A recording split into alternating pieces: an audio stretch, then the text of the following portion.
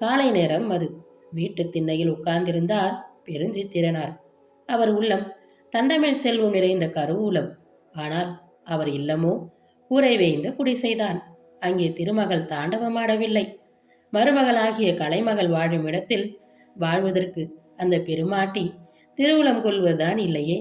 புலவர் எதையோ சிந்தித்துக் கொண்டிருந்தார். புதிய கவிதைக்குள்ள பொருளை சிந்திக்கவில்லை.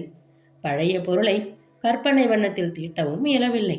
தம்முடைய இல்லத்தில் நிலவிய வறுமையை போக்கும் வழி என்ன என்பதை பற்றியே அவர் சிந்தித்துக் கொண்டிருந்தார். தமிழ்நாயம் தேர்ந்து இன்புறும் செல்வர்களை தேடிச் சென்று தம் கவிதிரத்தை புலப்படுத்தி அவர்களுடைய பாராட்டையும் பரிசையும் பெற்று வாழ்க்கையை நடத்துபவர் அவர். அவருக்கு பழக்கமான பெருவள்ளல் அதிகமான் எழினி என்பவன்.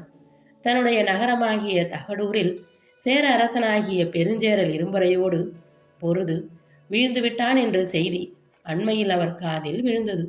அதுவும் அவர் உள்ளத்தை அழைத்து கொண்டிருந்தது. அதிகமானிடம் அவர் ஒரு முறை சென்று தக்க பரிசுகளை பெற்றிருக்கிறார். அவனை கண்டபோது நிகழ்ந்த நிகழ்ச்சி புலவருக்கு இப்போது நன்றாக நினைவுக்கு வந்தது.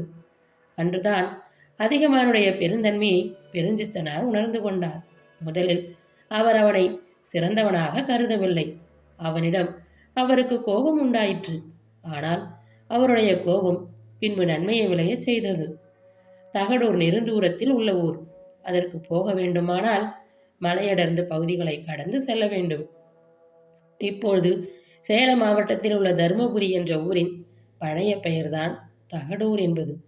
தருமபுரிக்கு அருகில் இன்றும் அதிகமான் கோட்டை என்ற இடம் இருக்கிறது. அங்கேதான் சிற்றரசனாகிய அதிகமான் வாழ்ந்து வந்தான். நெடுநாள் வாழும்படியாக செய்யும் நெல்லிக்கனியை ஔவையாருக்கு வழங்கி அப்பெருமாட்டியாரின் பாடலை பெற்று தமிழுலகம் முழுவதும் புகழும் உயர்நிலை அடைந்தவன் அவன். பெருஞ்சித்திரனார் அவனை நாடி சென்றார்.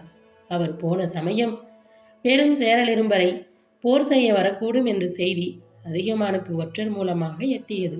அதனால் தன்னுடைய நண்பர்களோடும் அமைச்சர்களோடும் போர் நேர்ந்தால் என்ன செய்வது என்ற ஆராய்ச்சியில் அவன் ஈடுபட்டிருந்தான். பெருஞ்சித்திரனாருக்கு இந்த செய்தி தெரியாது. அவர் மிக்க ஆர்வத்தோடு அதிகமான் நெடுமானஞ்சியை பார்க்கும் பொருட்டு அவன் மாளிகையை அடைந்தார். எந்த புலவர் வந்தாலும் அரசனுடைய கட்டளையின்றியே வேண்டிய உபச்சாரங்களை அங்குள்ளவர்கள் செய்வார்கள். அப்படியே பெருஞ்சித்திரனாருக்கு உபசாரங்கள் நடந்தன. அரசர் பிரானை பார்த்து அளவலாவ வேண்டும் என்றார் அவர்.